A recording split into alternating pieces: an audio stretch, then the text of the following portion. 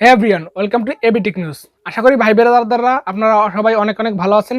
আর আজকে আপনাদের সামনে নিয়ে আসছি নতুন একটা ফোনের রিভিউ, যেটা হচ্ছে ইনফিনিক্সের তরফ থেকে ইনফিনিক্সের 030। তো এই ইনফিনিক্সের 030 এটা কিন্তু একটি ইন্টারেস্টিং স্মার্টফোন হতে চলছে এবং ইন্টারেস্টিং প্রাইস সেগমেন্ট আসবে। সকল ফিচার্সগুলো কিন্তু অসাধারণ রয়েছে। এই ফোনটা কিন্তু আপনার জন্য একটা কিলার ফোন হতে পারে। ইনফিনিক্সের ফ্ল্যাগশিপ ফোন 0 সিরিজের ফোনগুলো হয়ে থাকে। এছাড়াও এই ফোনটা কিন্তু ফ্ল্যাগশিপ হওয়া সত্ত্বেও এই ফোনটা কিন্তু আরও প্রিমিয়াম একটি স্মার্টফোন হয়ে হতে চলেছে এবছরের এই ফোনটা। তো আশা করি একটি ভালো স্মার্টফোন আপনাদের জন্য হবে। তো অবশ্যই ভিডিওটা সম্পূর্ণ দেখবেন এবং চ্যানেলে যদি নতুন হয়ে থাকেন তাহলে সাবস্ক্রাইব করে দিয়ে পাশে থাকবেন এবং ভিডিওটাতে একটা লাইক দিবেন প্লিজ, আপনাদের উপরে একটা দাবি থাকলো। তো চলুন দেখে নেওয়া যাক যে এই ফোনটার ডিটেলসে কি থাকছে। এখানে এর বডি ফ্রেমটা যদি দেখা যায় যে ব্যাক সাইডে ক্যামেরা হাউজিংটা আপনার ওই চারকোনা শেপের ভিতরে দুইটা ক্যামেরা বড় বড় সার্কেল এবং একটা ক্যামেরা ছোট সাইজ এবং ফ্ল্যাশ লাইট থাকছে।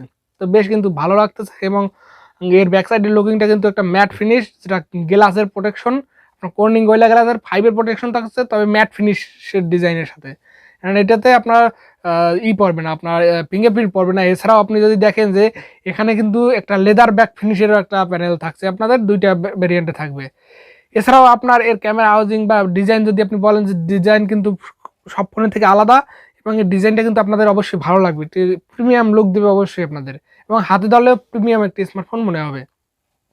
এছাড়াও যদি দেখেন যে এর বডি ফ্রেমে থাকছে 7.9 মিলিমিটার থিকনেস, যথেষ্ট পাতলা একটি স্মার্টফোন এবং আপনার 188 গ্রামের আশেপাশে এর ওজন।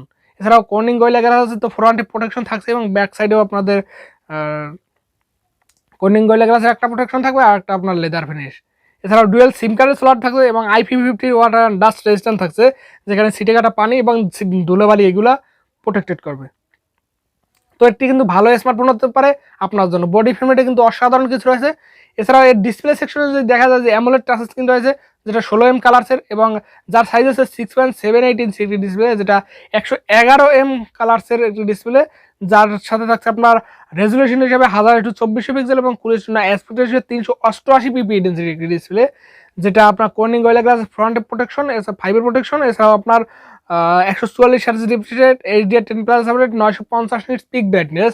তো ওভারঅল যদি দেখেন যে এই ডিসপ্লেটা আমি বলবো যে প্রিমিয়াম একটি ডিসপ্লে বললেই চলে। এই ডিসপ্লেটা নিয়ে কোনো কমপ্লেন করার জায়গা নেই। লো লাইটের ক্ষেত্রে আপনাদের এই ডিসপ্লেটা ভালো পারফরমেন্স করবে। আর এছাড়াও আপনার হাইলাইট এরিয়ায় তো আপনাদের এখানে 950 নিটস পিক ব্রাইটনেস আছে, সেটা তো আপনারা অবশ্যই ভালো একটা পাবেন, স্মুথনেস পাবেন এবং 144 Hz রিফ্রেশ রেট হয় এই ফোনটা কিন্তু বেশ স্মুথের সাথে আপনারা রান করতে পারবেন, গেমিং এক্সপিরিয়েন্স ভালো পাবেন। এছাড়াও টাচ রেসপন্সিবিলিটি খুবই ভালো পাবেন। তো এই ফোনটা কিন্তু খুব ভালো, এর ডিসপ্লেটা কিন্তু অসাধারণ ডিসপ্লে, ডিসপ্লে নিয়ে কোনো কমপ্লেন নেই। 144 Hz অ্যামোলেড ডিসপ্লে, কোনো কমপ্লেন করার জায়গা নেই এখানে। তো এর পারফরমেন্সে থাকছে আপনার Android 13 এবং XOS 13 রান করবে। এখানে বাগ ভালুকের দেখা পেয়ে যাবেন, তবে আগের থেকে কাস্টম ইউআই করার চেষ্টা করেছে, যেটাতে আপনার বাগ ভালুক নেই, প্রি ইনস্টল অ্যাপ্লিকেশনগুলো নেই বললেই চলে। দুই একটা বাগ পেয়ে যাবেন, তবে আপনার প্রি ইনস্টল অ্যাপ্লিকেশনগুলো আপনারা পাবেন না। এছাড়াও এর চিপসেট হিসেবে থাকছে আপনার ডায়মন্ড সিটি আপনার 8020 এই প্রসেসরটা থাকছে, যেটা একটি পাওয়ারফুল চিপসেট, যেটা আমি বলবো এই বাজেট সেগমেন্টে one of the best chipset এখানে। আর এর বাজেটটা হতে পারে আনুমানিক আপনার 40,000 টাকার কাছাকাছি বাজেটটা হতে পারে। তো 40,000 টাকা বাজেট সেগমেন্টে এই প্রসেসরটা কিন্তু এখানে কিন্তু ভ্যালু ফর মানি ডিভাইস করতেছে এখানে।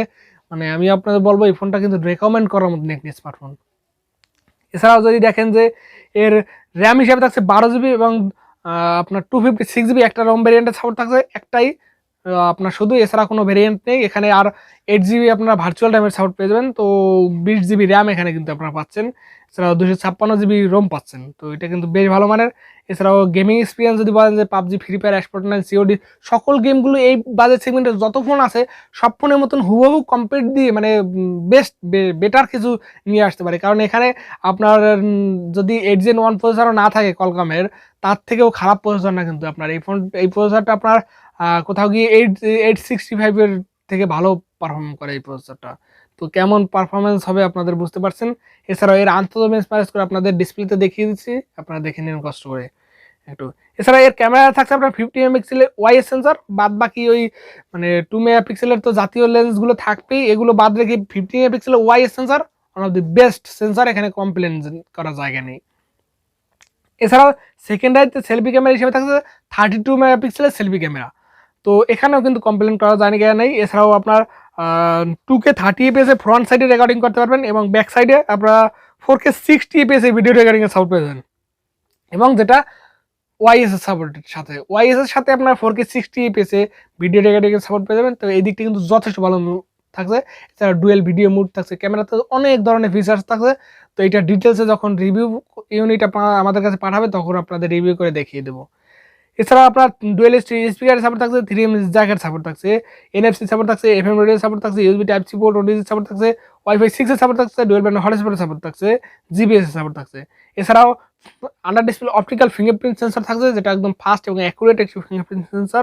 এছাড়া proximity sensor, gyro sensor, compass sensor, রাইডার সেন্সর, সকল ধরনের সেন্সর এখানে ইনবিল্ট থাকছে। কোনো সেন্সরে কোনো কমপ্লেন করা যায় না যে এই সেন্সরটা নেই এই ফোনটাতে।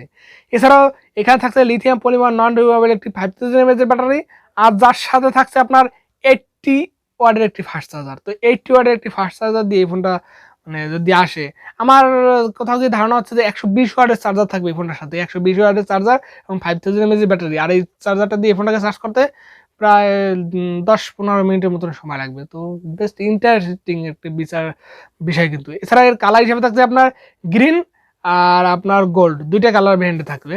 তো কালার ভেরিয়েন্টে কিন্তু বেশ ভালো মানে থাকছে। তো ওভারঅল যদি আমি আপনাদের বলি এই ফোনটা কেমন হবে, আমার ওপিনিয়ন কি, আমার ওপিনিয়ন যদি 40,000 টাকার বাজার সেগমেন্টের নিচে এই ফোনটা মানে বাংলাদেশ মার্কেটে আসে তাহলে কিন্তু মানে অনেক ফোনকে বিট করবে, 50,000 টাকার কাছাকাছি স্মার্টফোনগুলোকে কিন্তু বিট করবে এই ফোনটা। তো এই ফোনটা কার্ভ ডিসপ্লে থাকছে আপনার, যেটা একটি ভালো ক্যামেরা সেন্সর থাকছে, 50 মেগাপিক্সেলের ক্যামেরা সেন্সর থাকছে। এছাড়াও যেটা ওয়াইএস এর সাপোর্ট থাকছে, আপনার ডায়মেনসিটি 8020 প্রসেসর থাকছে। এছাড়াও আপনার ওভারঅল মানে চার্জিংয়ে থাকছে 120 ওয়াটের চার্জার। তো আমি বলবো এই ফোনটা কিন্তু আপনাদের জন্য মার্কেটে বেশ সাড়া ফেলার মতন একটি স্মার্টফোন। 40,000 টাকা budget segment one of the clear phone হতে পারে। তো আমার কোথাও গিয়ে ধারণা হচ্ছে বাংলাদেশে অফিসিয়ালি যদি এই ফোনটা লঞ্চ করা হয় তাহলে 50,000 টাকার কাছাকাছিতে লঞ্চ করা হবে।